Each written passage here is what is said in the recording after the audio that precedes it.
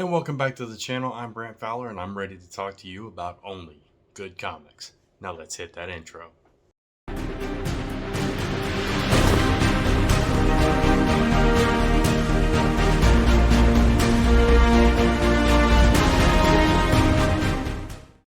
This time we're talking about Afterlife with Archie, Volume 1, Escape from Riverdale, by Roberto Aguire-Sacasa, with art by Francesco Francavilla. Now before we get into today's video, if you do enjoy the content on this channel, go ahead and smash that subscribe button and hit that notification bell so you don't miss a single video going up on Only Good Comics. And give us a thumbs up because it really does help the channel out. And you can follow me across social media at Only Good Comics. Now, let's get back to today's video. Afterlife with Archie is what happens if you take The Walking Dead and mix it with the residents of Riverdale. It is not campy, it is not goofy like traditional Archie comics. This was a new direction and a new era of Archie comics, paired with Mark Waid's relaunch and reboot of the entire Archie franchise. This side of Archie skyrocketed the Archie franchise and Archie comics publications into a completely new era that eventually would spring into TV shows like Riverdale and The Chilling Adventures of Sabrina. Roberto Aguire-Sacasa is a developer of those shows, as well as Pretty Little Liars Original Sin, and I forget what the other big one was. I know he's worked on like Big Love and Glee and different things like that, but because of the success of Afterlife with Archie, he became chief creative officer, I believe it was, of Archie Comics, based on this, and Archie Horror was born. And now it's kind of commonplace to see a lot of horror type comics from Archie. We see Jughead the Hunger, Vampironica, etc.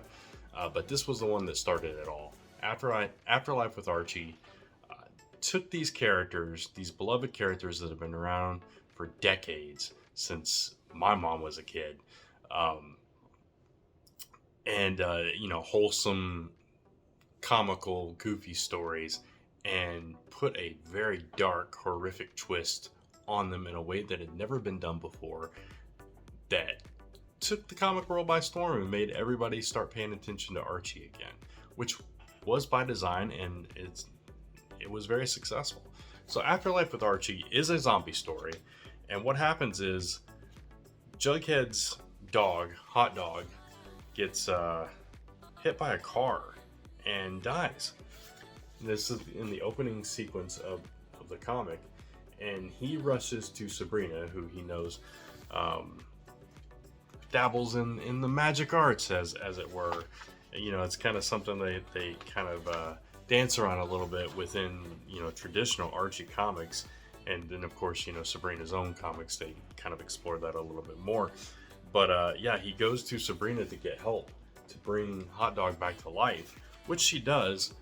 But the effects of this rebirth of Hot Dog have unexpected repercussions, as Hot Dog becomes basically a zombie and bites Jughead, who then also becomes a zombie, and thus the contagion starts spreading throughout Riverdale.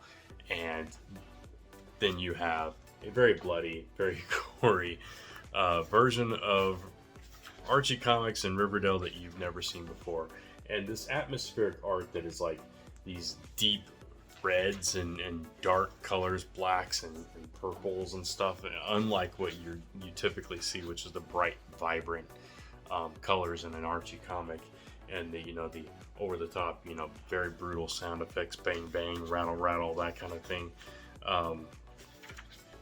and like this really kind of creepy writing and stuff like that, and just these nice kind of almost a color wash, where it just takes one color and kind of paints it over the entire palette, so you're not seeing a bunch of different colors pop through. You're seeing that one color and varying shades of that one color, like the orange here, and things like that. So it gives the book a very creepy feel, especially when you get further into it, and you see like all you can see of Archie is the red R on his shirt, and of course his bright red hair. Everything else is black. So this trade covers, I believe it's the first 5 issues of the series. It's either the first 5 or the first 6. I don't recall. I think it's the first 5 though. But anyway, this is the first arc of Afterlife with Archie, and kind of throughout this volume, what you see is a bunch of people die, and a bunch of people close to Archie, some of his friends, some of his teachers, some of his family, pets, and different things. So as we get into volume 2, there's not a whole lot of people left that are really close to Archie, and he's kind of having to cope with that, and how all his friends and family have turned into these zombies that he's having to run from and fight back against. And it becomes very dramatic and very emotional, which is something up until this point you didn't see a whole lot from Archie comics, right? Just to give a little history, and I've talked about this in multiple places, multiple times, as far as my history goes with Archie comics. And I forgot to turn my light on. Is that too bright? I don't know. Maybe we just leave it off for this one because it started that way. Anyway, so my history with Archie comics is it's one of the very first comic series that I read when I was 6 or 7 years old. My family every summer used to go to a place called Cave Run in Kentucky and go camping in the summer. And one time when I was 6 or 7, it was raining so hard the first night that we got there that my cousin and I had to stay in the back of a pickup truck with a camper top that my stepdad drove. And we like put blankets down and everything, and our moms went to the corner market and got us a couple of 3-packs of comics. And the very first 3-pack of comics that I ever opened, that I ever read, it had an issue of Iron Man from Marvel Comics, an issue of Firestorm from DC Comics, and an issue of Archie, or I don't remember if it was Archie or if it was like Pep or Laugh, but it was definitely an Archie comic. And that was my introduction to Archie. And dating myself a little bit here, me and my cousin were reading through it, and we were like, we equated the name Archie with Archie Bunker. And we were like trying to figure out, is Mr. Weatherby Archie? Why is he a principal in the school? It was very confusing to us, but we enjoyed it so much that well into our teens, both of us would pick up digests and floppies of Archie comics all the time at grocery stores, at little minute marts and convenience stores and gas stations and things like that through our teens. And then I would continue to read Archie on and off for the rest of my life, pretty much. And I hadn't read Archie for a while, and then started hearing these rumblings about Mark Waid's run, and then of course this. And both of these things got me back into that world fully, and I embraced the entire Mark Waid run. I embraced all of Afterlife with Archie and some of the spin-offs, and it was just a really cool time for Archie, and this rebirth and this renewal of these characters that I had grown up with, that I loved. And I remember I used to pretend like I was Archie and dating Betty and Veronica when I was younger and stuff like that. So just fun times. But this book did something completely different with these characters. Like I said, these are wholesome, fun, loving, comical, goofy characters at times, and this put them in a very real, very tense situation that added drama and suspense and thrills and chills to the world of Archie that was just exciting because it was different, and it was a well-told story. It was written well, and again, this was the birthplace of shows like Riverdale and The Chilling Adventures of Sabrina and so on and so forth that we saw come onto the screen. You take the kind of the modern retelling of Archie through the Mark Waid's eyes, mix it with a little bit of the suspense and the thrills that you got with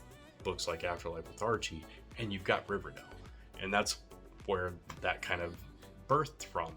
And that series, I mean, it's going into its final season now, but it's been a long running series that I recently caught up on, and it actually got really good. It's different if you divorce it yourself from what you know and just kind of enjoy it for what it is. It's a really fun series to enjoy that way.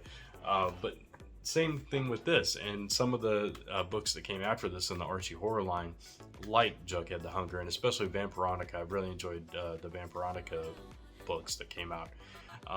Just some really strong storytelling, some really beautiful visuals, and again, you're taking Archie in a different direction. So if you are a fan of zombie stories, ignore that this is an Archie comic. If you've never read Afterlife with Archie, if you've never tried it, if you see the Archie name and you're like, oh, that's for kids, this is not your parents' Archie. This is not the same Archie. And if you are a fan of horror or thrillers or suspense or The Walking Dead or anything like that, I think you should definitely give this a shot. And you should check out some other content from Archie Comics because they put out a lot of cool stuff. Recently, they put out a Halloween special that had, I forget what the story was because I didn't actually get a chance to read it, but I saw clips of it. It was like or like panels of it, and it was a more serious tone.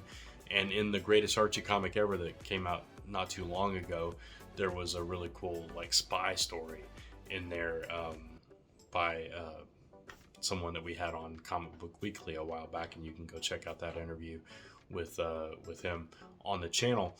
It's like in the featured playlist there.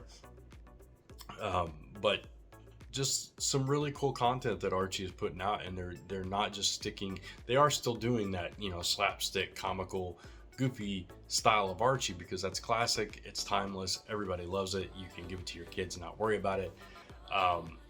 But they also put out this kind of content too, and all kinds of cool stuff, and the Dark Circle line where they have superheroes and stuff, and they even pulled from that line in Riverdale with like the serial killer storyline and stuff like that. So Archie is doing some really cool stuff and continues to do so, but this was kind of where it started for the new era of Archie.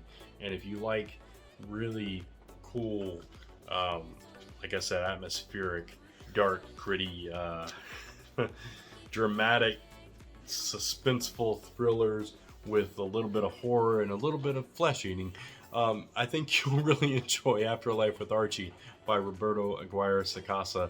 And of course, if you like shows like Riverdale and Chilling Adventures of Sabrina, this came first by somebody that developed those shows, that wrote this book and became one of the heads over at Archie. So check this out, Afterlife with Archie, Volume 1, Escape from Riverdale. Go find it. Read it today. Let me know what you thought.